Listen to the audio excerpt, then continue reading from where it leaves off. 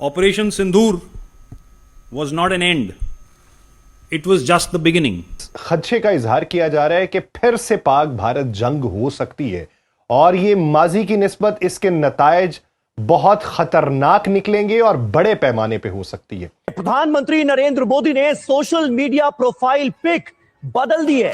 PM ने operation सिंदूर की तस्वीर लगाई है। नाज़रीन, यहाँ पे आपको ये पता चले इस वक्त पाकिस्तान की फौज मुकम्मल तौर पे हाई अलर्ट कि हमारे आर्मी चीफ परेशान रहे और परसों रात वो सारी जागे रहे और मेरी इतलात में वो कल रात भी सारी जागे रहे हैं। और अभी थोड़ी देर पहले ही हमने देखा गृह मंत्री अमित शाह ने भी अपनी डीपी चेंज कर दी है। ये क्यों ऐसे वक्त में बातें आ रही हैं? ये खतरनाक बात है। तो ये सारे जंग के ट्रिगर्स हैं। नाज़रीन, इस वक्त वादी नीलम कैरन सेक्टर से तशवीशनाक खबरें आ रही हैं। इसके साथ ही साथ बॉर्डर चेक पोस्टों पर सुर्ख झंडों का लगाया जाना एक नई जंग का वाज़े इशारा है। Indian army hosted a red flag on their post and warned the enemies. सूरत हाल भी तो फर्क है ना, इधर इजराइल और वो भी तो बैठे हुए हैं, वो भी तो आंखें लगा के बैठे हुए हैं। पाकिस्तान क्यों फिक्रमंद है? इसी वजह से तो फिक्रमंद है। भारतीय जो चेक पोस्ट हैं, भारतीय जो दिफाई पोस्टें हैं, वहां पर उन्होंने नाज़रीन सुर्ख परचम जो है वो लहरा दिए हैं। आपको लगता है कि ईरान के बाद पाकिस्तान की बारी है? जंग का खतरा तो हमेशा रहेगा। मुझे लगता नहीं है, मुझे यकीन है। तकरीबन 1 साल हो गया है जिसमें कि हिंदुस्तान और पाकिस्तान के बीच में जो क्लैशेस हुए थे। कि इधर भारत तैयारियों के अंदर पूरा मुकम्मल बैठा हुआ है। अभी जो वेस्टर्न कमांड से इतलात आई हैं। नमस्ते दोस्तों, जय हिंद। हिंदुस्तान स्पेशल में आपका स्वागत है दोस्तों। जैसा कि दोस्तों आपने क्लिप में देखा, इंडियन आर्मी ने यह बड़ा ऐलान किया है कि ऑपरेशन सिंदूर अभी खत्म नहीं हुआ है, यह अभी जारी रहेगा। इस बयान को सुनकर पाकिस्तान खासा परेशान दिखाई दे रहा है। दूसरी तरफ एयर मार्शल अवधेश कुमार भारती ने बताया कि हमने 7 मई को उनके 9 आतंकवादी शिविरों पर हमला किया और उन्हें पूरी तरह तबाह कर दिया। इसका सबूत सबके सामने है। हमने उनके 11 हवाई अड्डों पर हमला किया। हमने उनके 13 विमानों को नष्ट कर दिया, चाहे वह जमीन पर हो या हवा में। इनमें 300 किलोमीटर से ज्यादा की रिकॉर्ड दूरी पर मौजूद एक बेहद कीमती हवाई संपत्ति भी शामिल है। एयर मार्शल ने कहा, हम जियो और जीने दो के सरल दर्शन के साथ जीते आए हैं, लेकिन जब शांति की हमारी इच्छा को हमारी कमजोरी मान लिया जाता है, तब हमारे पास कार्रवाई करने के अलावा कोई विकल्प नहीं बचता। और जब हम कार्रवाई करते हैं तो वह अधूरी नहीं होती, वह निर्णायक होती है, वह घातक होती है और वह ऑपरेशन सिंदूर के रूप में सामने आती है। ईरान वाली जंग लंबी होती है तो इंडिया पाकिस्तान के साथ जंग शुरू कर देगा। बिल्कुल, ये वाज़े नजर आ रहा है, वाज़े नजर आ रहा है, क्योंकि इस टाइम पे जो पिछले 56 घंटों में वहां कुछ हुआ है इंडिया में, वो काबिले जिक्र है। तमाम चीफ मिनिस्टर से नरेंद्र मोदी की मुलाकात और मुमकिना जंग के वेस्टर्न एशिया के अंदर जो जंग है उसके हवाले से बातचीत, फिर अजीत डोभाल का नई नेशनल सिक्योरिटी पॉलिसी देना और हंगामी मीटिंग कॉल करना, राजनाथ सिंह का जो कि दिफा मिनिस्टर है, तमाम मिनिस्टरों को बुला के दिफा के ऊपर ब्रीफ करना और मुमकिना खतरात से आगाह करना, पाकिस्तान के करीब 4 एयर बेसेस को मुकम्मल खाली करा लेना और 30 दिन तक के लिए एयरफोर्स के हवाले करके वहां शायरन बजा के प्रैक्टिस करना और जनरल द्विवेदी का बाकायदा मंदिर के अंदर जाके प्रार्थना करना, दुआ करना अपने आर्मी और उनकी फैमिलीज के लिए। मुजम्मिल साहब, ये क्या चीजें इंडिकेट हो रही हैं?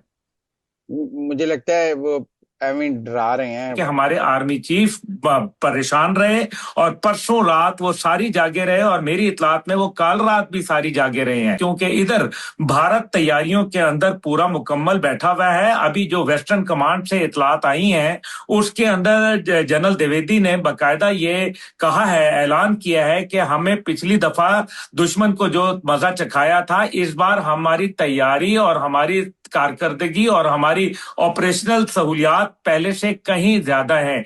ये क्यों ऐसे वक्त में बातें आ रही हैं? ये खतरनाक बात है। कोई छेड़छाड़ वो करना चाहते हैं, ये मैं गुजारिश कर रहा हूँ। तकरीबन 1 साल हो गया है जिसमें कि हिंदुस्तान और पाकिस्तान के बीच में जो क्लैशेस हुए थे, जो लड़ाई हुई थी या जो अटैक्स हुए थे उसको लेकर। जिसको मार्का हक पाकिस्तान में कहा जाता है। ऑपरेशन सिंदूर हिंदुस्तान के लोग कहते हैं और सभी जानते हैं कि क्या कुछ हुआ था। बहुत अफसोसनाक बात थी जो टेरर अटैक भारत में किया गया था और उसके बाद जो है वो सारे का सारा इल्जाम जो है पाकिस्तान के ऊपर लगा और फिर भारत ने पाकिस्तान के ऊपर अटैक किया। किसी तरह से भी इस चीज को जो है ना तो जस्टिफाई किया जा सकता है और ना ही इस तरह की बात को सपोर्ट किया जा सकता है। पाकिस्तान को चाहिए तो ये था कि वो फौरी तौर पर इस मामले की और इस अटैक के लिए अफसोस जाहिर करते और कहते कि जी ऐसा नहीं होना चाहिए और पाकिस्तान जो है हर तरह की मदद के लिए, हर तरह की इन्वेस्टिगेशन के लिए भारत के साथ खड़ा है या भारत का साथ देने को तैयार है। लेकिन उससे बजाय जो है वो हुआ ये कि दोनों तरफ जो है वो तल्खियां या कह लीजिए कि कड़वाहट बढ़ती चली गई और अटैक शुरू हुए और उसके बाद ये हुआ कि बीच में 4 दिन के बाद जो है ये लड़ाई जो है वो बंद हुई। भारत की तरफ से कहा गया कि जी पाकिस्तान में टेरर कैंप है जिसके ऊपर उन्होंने अटैक किया। इससे पहले ईरान ने भी यही कहा था कि पाकिस्तान में टेरर कैंप है और उसके बाद जो है कई बार ये बात अफगानिस्तान भी कह चुका है और अफगानिस्तान कहता है कि पाकिस्तान की तरफ से टेररिज्म हो रही है, पाकिस्तान कहता है अफगानिस्तान की तरफ से पाकिस्तान में टेररिज्म हो रही है। यही बातें चलती रहती हैं हम, लेकिन उसके बावजूद ना तो हम इस चीज को एक्सेप्ट करते हैं, ना इस चीज के ऊपर कोई काम या कार्रवाई करते हैं। उल्टा हम यही कहते हैं कि नहीं जी यहाँ तो कोई ना टेरर कैंप है और ना ही कोई टेररिस्ट है। तो फिर आखिर यूएन डेजिग्नेटेड टेररिस्ट लिस्ट में हमारे ही लोगों के नाम इतने ज्यादा क्यों हैं? वहां पर भी आवाज नहीं उठाते। अब तो डोनाल्ड ट्रंप से बहुत बातचीत हो गई है, डोनाल्ड ट्रंप बहुत पाकिस्तान को फेवर देने लगे हैं, तो कम से कम हमारे यहाँ से जो लोग डोनाल्ड ट्रंप के यहाँ लंच डिनर या ब्रेकफास्ट करने जाते हैं उनको इतना काम तो करना ही चाहिए कि वो डोनाल्ड ट्रंप से कहें कि जी हमारे जो मासूम लोग हाफिज सईद और मसूद अजहर या इस किस्म के लोग दूसरे जो जिनके नाम जो है वो टेरर वहां पर यूएन में एज अ डेजिग्नेटेड टेररिस्ट लिखा हुआ है, कम से कम उनके नाम ही हटा दीजिए। उससे कम से कम ये तो होगा कि वो डोनाल्ड ट्रंप उनके नाम हटा देंगे तो हम ये कह सकेंगे कि भाई वहां तो किसी का नाम नहीं है, वहां तो कोई नहीं कह रहा कि पाकिस्तान में टेरर कैंप है या पाकिस्तान में ये टेररिस्ट पाए जाते हैं, चाहे या पाए गए, जिसमें कि उसामा बिन लादेन भी है और भी कई नाम जो है वो लिए जाते हैं। लेकिन पाकिस्तान अब ये भी कहता है कि जी हम सबसे ज्यादा टेरर अटैक जो है वो हमारे ही ऊपर हो रहे हैं, हम जो है वो उस लिस्ट में काफी ऊपर है जिसमें कि टेरर अटैक किए गए।